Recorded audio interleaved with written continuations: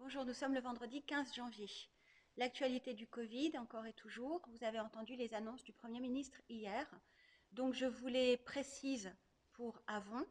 Le couvre-feu est établi de 18 heures le soir à 6 heures du matin. La maison des jeunes, du coup, fermera à 17h30 désormais. Les plateaux sportifs extérieurs, celui des terrasses et celui de la butte Monceau et celui de la vallée que nous avions rouvert, fermeront à 17h30.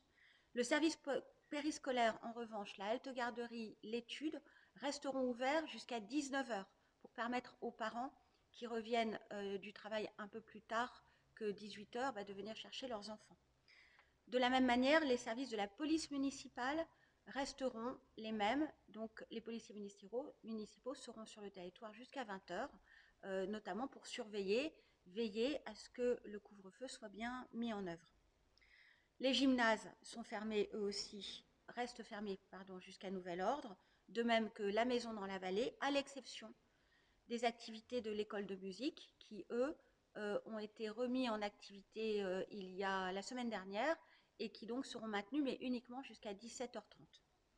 Le pavillon de l'érable, le relais bibliothèque, les salles polyvalentes et puis bien sûr les bars, les restaurants, les cinémas, les salles de sport restent malheureusement fermés. Nous avons un centre de vaccination qui a été ouvert à Fontainebleau à partir de lundi, qui va ouvrir à partir de ce lundi 18 janvier. Il sera au gymnase Lagorce. Il est pour les personnes de plus de 75 ans pour le moment. L'adresse du gymnase Lagorce, c'est 3 rue Jean Becquerel, à Fontainebleau, comme je vous le disais. C'est uniquement sur rendez-vous. Si vous voulez prendre rendez-vous, ça se fait soit par téléphone, 01 64 22 26 91, du lundi au vendredi, de 8h30 à 17h30, ou sur le site www.keldoc.com. Et puis, la ville de Fontainebleau appelle les personnels de santé, infirmières, médecins, que vous soyez en activité ou à la retraite ou en cessation d'activité pour congé parental, par exemple. Vraiment, nous avons besoin de toutes les forces possibles pour faire cette campagne de vaccination. Donc, si vous pouvez donner un peu de votre temps en tant que personnel de santé, eh bien, désignez-vous comme volontaire. Sur le site de la ville, la page Facebook, il y a 2 adresses mail qui vous sont précisées.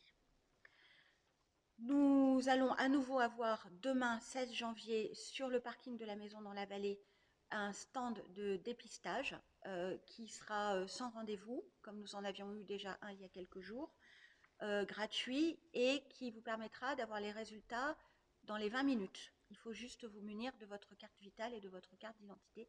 Donc c'est demain sur le parking de la maison dans la vallée de 10h à 13h, puis de 14h à 17h.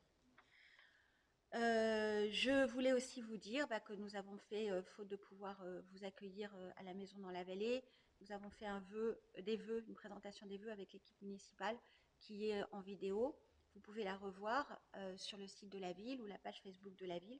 Et puis comme vous le voyez derrière moi, cet après-midi, je vais, faute là aussi de pouvoir faire une réception des vœux pour le personnel de la ville, eh bien les accueillir au compte-gouttes, sans qu'on fasse d'attroupement, bien sûr, pour leur offrir une boîte de chocolat. Je le fais au nom de l'équipe municipale, mais je sais au nom de tous les abonnés parce que je sais combien vous avez conscience que les services de la ville sont vraiment de très très haute qualité et à votre service.